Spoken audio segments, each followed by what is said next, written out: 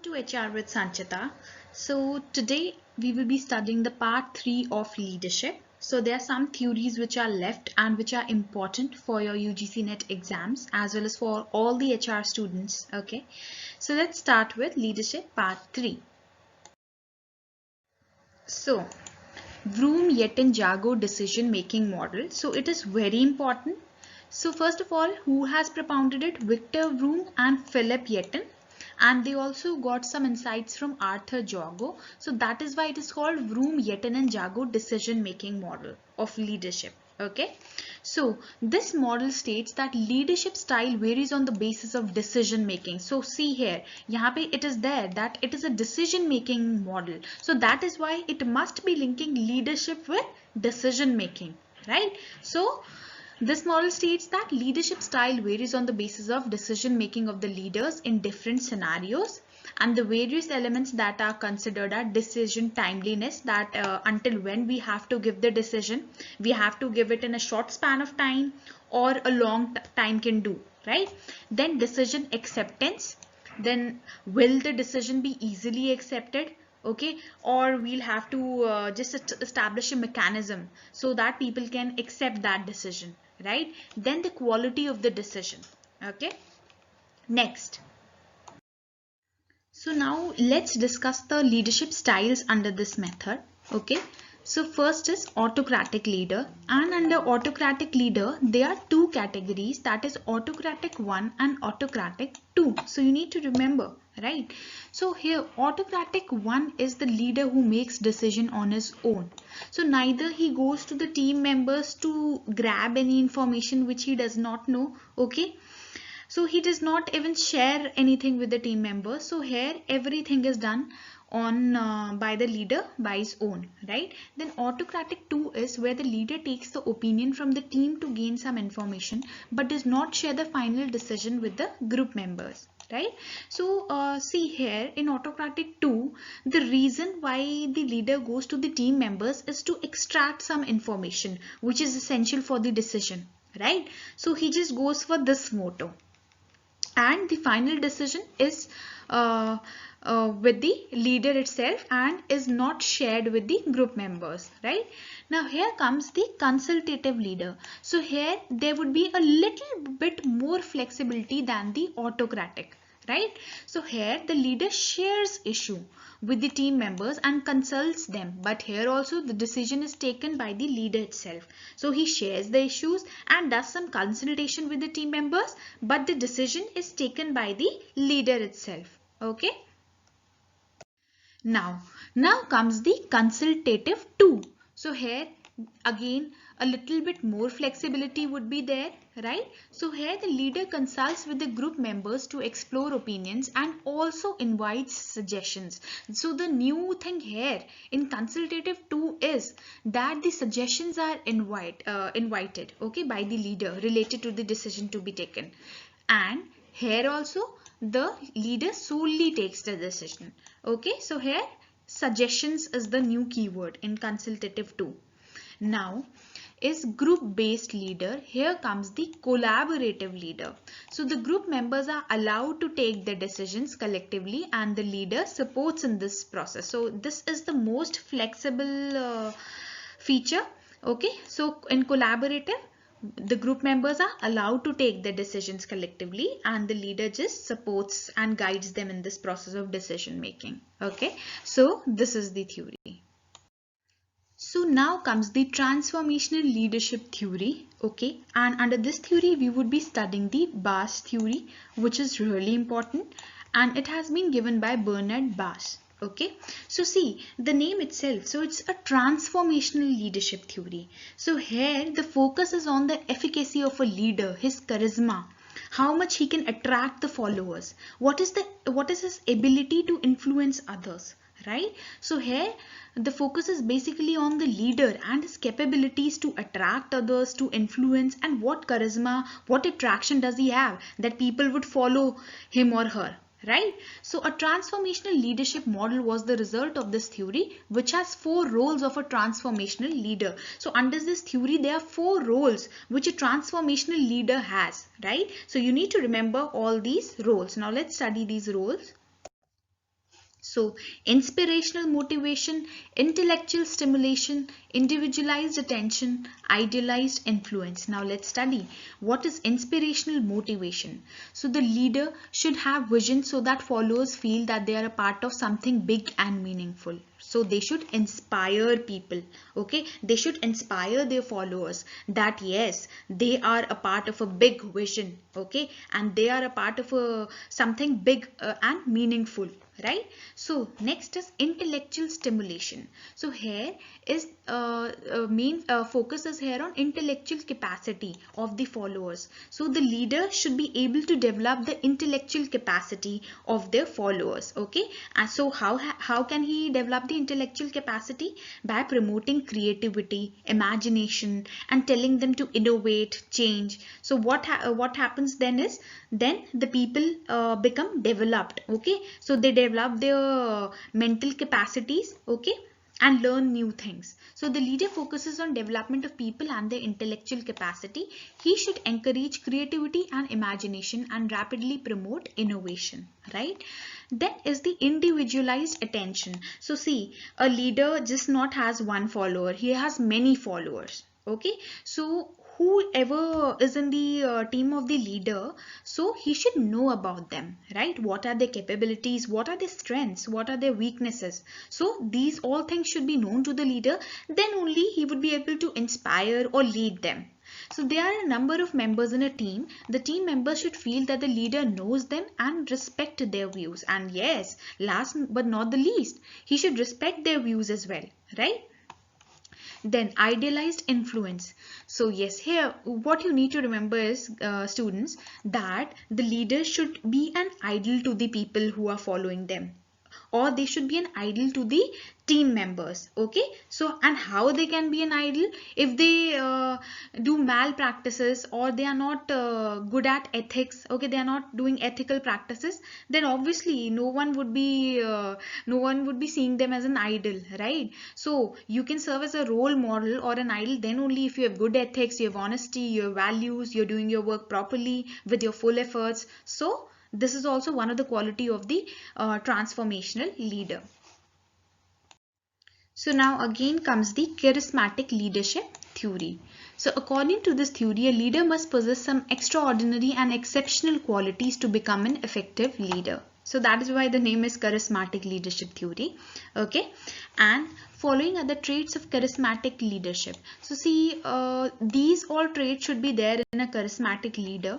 So first of all, foreseeing or envisioning. That is, he must be able to judge the future possibilities and do planning accordingly, right? So if the threat and fear, then plan accordingly. If there's an opportunity that is coming in for the business, then also the leader should plan accordingly, right? Then comes the energizing and empowering. So highly proactive and enthusiastic. Okay, so the leader should have energy within him or her, because otherwise if he would not have energy, he would just sit silent and he won't be active. Okay, and yes, you along with being active, you also need to be proactive, right? Whatever you see. So I told you in the previous feature that the leader should be able to judge future possibilities, threats or opportunities coming down the line. So for that he needs to be proactive. Okay, all his senses should be open so that he can just judge and analyze the environment. Okay, so yes, he should be enthusiastic. Then enabling guiding. So enabling guiding means that the leader should give complete support and guidance to the followers, right? So this is the charismatic leadership theory. So there's nothing tough in that, it was really easy. Then comes the transactional model of leadership. So here transaction is there, and how a transaction is there? That it focuses on achieving results and increasing productivity. And the next thing you need to remember is the rewards. So you need to remember results, productivity, rewards for this theory. So let's learn it step by step. So it focuses on achieving results. Okay, and how we can achieve the results? By increasing the productivity of the workers. Okay, and here the job is treated as a transaction. So if you're doing some job for the organization, then there's a transaction that is occurring. That means that you are putting your efforts and increasing productivity, and then in return you're getting rewards. You're being motivated by rewards, right? And if you do not perform, you are being punished. Okay, so this is a transaction being taking place. So here, this theory focuses on meeting organizational goals. This type of leadership is not appropriate in case of innovative and creative activities. So first of all, just remember that here the job is taken as a transaction. Okay, and increasing productivity of the organization as a whole and the people is the focus, and the members are motivated by rewards, and if they do not perform, they are punished. So this is all a transaction. Okay. So now comes the laissez-faire leadership style. So as from the name itself, you can understand. So here full freedom is granted to the subordinates. Okay, so here everything is told to the subordinates. They are asked to take their own decisions, right? But this style can be adopted there where the followers are really skilled, or where the team is really skilled and they can take their decisions, right? So the leader defines the goals and objectives once and then leaves them to be accompanied by the team. The subordinates are given authority to take decisions. This style is suitable where the people working in the team have high intellect. That means they're really intelligent and capable enough to take their decisions. So for high skilled professional jobs, this style can be followed, but where the people are not trained, not skilled, and do not have experience to take a decision, okay, because you need to also have an experience dealing with different situations if you want to take a decision yourself, right? Maybe you are skilled, or maybe you have a very good degree but you do not have experience, you've not dealt with the real life situations, then obviously you would not have the caliber to take the decisions. So you need to have some amount of experience or considerable amount of experience if the decisions are of high quality, okay, and can impact a lot of people, right? So that is why. So work may go out of track if the members are not capable, right? So this is laissez-faire leadership model. Now comes the Likert 4 system of management. So it is a really important one. So whatever I'm teaching you, it's really important from exam point of view. And yes, I have done leadership part 1 and part 2 earlier also. Okay. So here, it has been given by Rennes Likert. So the research was conducted to study the styles of managers for almost 3 decades. So it's a long time, right? 30 years. So it is also called system for management or participative group management. So as a result of this theory, 4 systems of management were developed, which you need to remember. Okay. So let's see what are the 4 systems. So system 1, exploitative, authoritative. So see, exploitative is there, authoritative is there. So must be a strict one, right? Then benevolent, authoritative. So here authority is there, but a little bit benevolence is there, right? So it must be a parent type function, right? Then comes the consultative. Then is the participative. Now let's see what is there in this. So, exploitative, authoritative. So, as the name suggests, the superior has no trust and confidence in his subordinate. No trust and confidence, and the communication flows downwards. That means the superior is just telling, instructing that you have to do this, you have to do this. Okay, so that is why the communication flows downwards. The focus of management is on productivity only. Threat and punishment is used to get the work done. So, focus only on productivity, and threat and punishment is used if you do not perform. Okay, so that is why it is exploitative, authoritative. Authoritative, why? The communication is flowing downwards, the instructions are being given and the followers have to follow it, or the group members have to follow the instructions of the leader, right? So this is exploitative, authoritative. Now a little bit flexible, benevolent, authoritative system. So here the managers have some amount of trust in their subordinates, which is necessary in a master servant relationship. So I have a number of times given these examples related to it to my students as well in my these online classes. So master servant relationship in benevolent, that means if even if you have employed a maid at your home, so you must have some degree of trust over her, right? So you won't think that yes, she would kill us and run away with our cash and jewelry. So you are having some, not much, but yes, a little bit amount of trust is necessary if you want to hire someone and let them intrude into your house, right? So that is why her master servant relationship is there.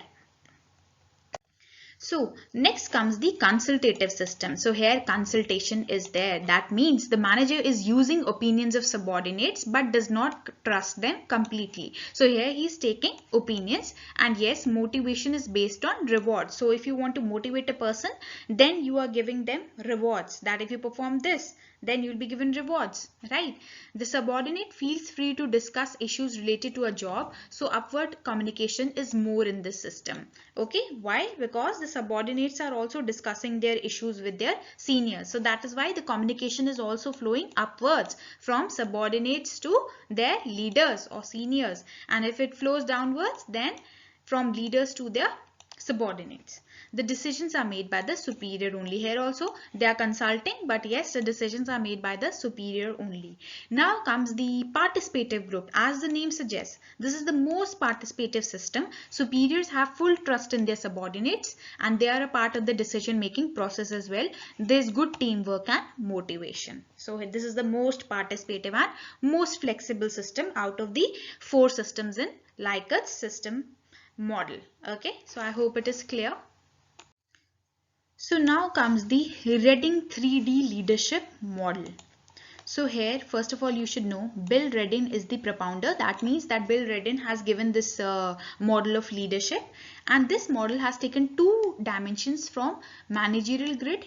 And what dimensions? Task orientation and relationship orientation. So managerial grid we've studied in, I think, leadership part 1, and those who have not gone through my videos, do go through my videos and like, share and subscribe my channel. Okay, then effectiveness is a new dimension added in this model. So okay, new is effectiveness, and this task orientation and relationship orientation has been taken from the managerial grid. And what does effectiveness means here? Effectiveness means the result of using a certain style in a situation or the success of the manager. Now let's study that what are the styles that are there in this theory. Bill Reddin: separated manager, related manager, dedicated manager and integrated manager. Now let's see what is there in these. Okay, now what is this? Now again, I'm just reminding you, we are studying the Bill Reddin 3D leadership model. Bill Reddin 3D leadership model, often called the Reddin leadership model. Okay, so here let's see the styles that are separated, related, dedicated, integrated. So separated manager, the manager who adopts the style is busy in correcting deviations, formulating rules and imposing on others. So this type busy in forming rules, imposing on others and correcting the deviations wherever we are going in a different direction. Okay, then they keep on correcting the deviations. Then comes the related manager. So he views an organization as a social system and likes to work with others. Obviously the name is suggesting this only, related manager, related to people, that means. Now dedicated manager. So dedicated manager is task oriented and is only concerned with attaining production goals. Now you must be thinking that, ma'am, what was separated then? So separated is the one who is forming rules, imposing on others and correcting the deviation. Dedicated is who is dedicated towards the tasks or towards the goals of the organization.